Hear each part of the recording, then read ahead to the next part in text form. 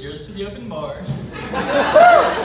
And the couple is glowing. Can we get a round of applause, please, for Mr. and Mrs. Lawrence?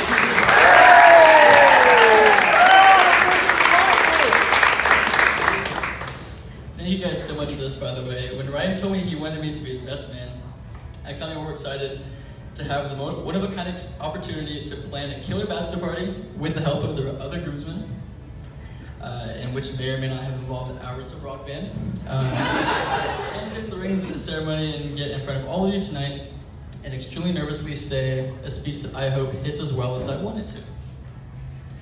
Now that I have known Mr. Lawrence's wife now. Gracie, right, we can say that now, their wife now.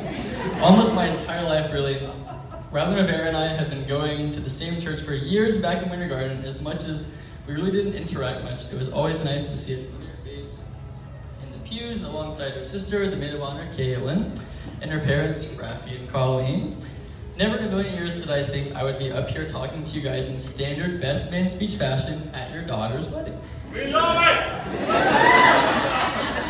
But enough of all that. As I've stated, I'm here as the best man, as a best man should. I'm here to talk about the guy who got me a period in the first place. A dear son, grandson, cousin, brother, brother-in-law, nephew, uncle, husband, and best friend.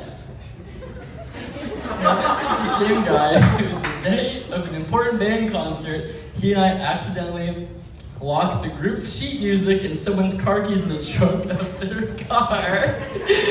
The same guy who would crack jokes at the most inappropriate times at band rehearsals and simultaneously make me laugh and get into trouble.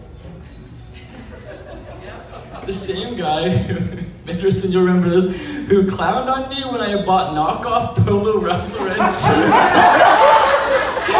making my mom and I go to the store to buy the real deal. The same guy who, when guys are all boxing in a public park, will sucker punch someone else in the face when they aren't paying attention just because it would be funny.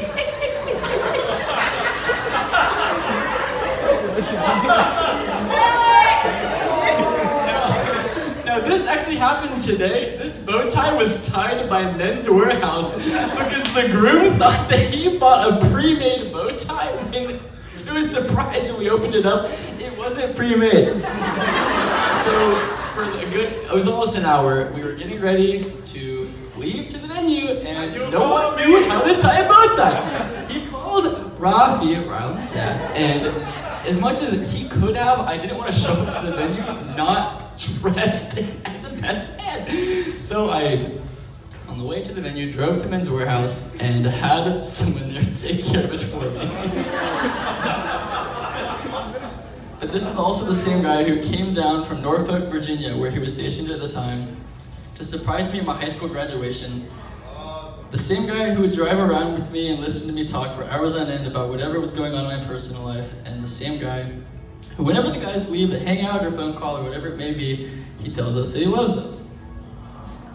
This is the same guy who many years ago, I don't know if you remember this, but I do. I had gotten my driver's license recently, and Ryan and I we were at a hangout at one of the guys' houses, and afterwards I was planning on dropping him off back home. He asked me if I could do him a favor and take him to Rylands for just one quick second. I could tell at the hangout he was in some kind of argument or something like that.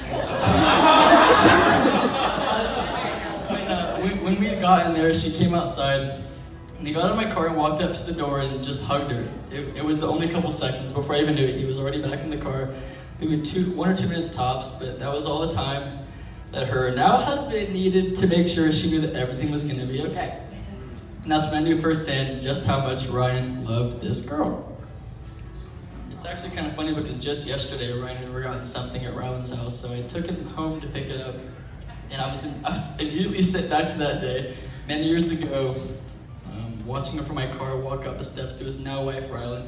Only this time they had just one more day until they would be spending the rest of their lives together.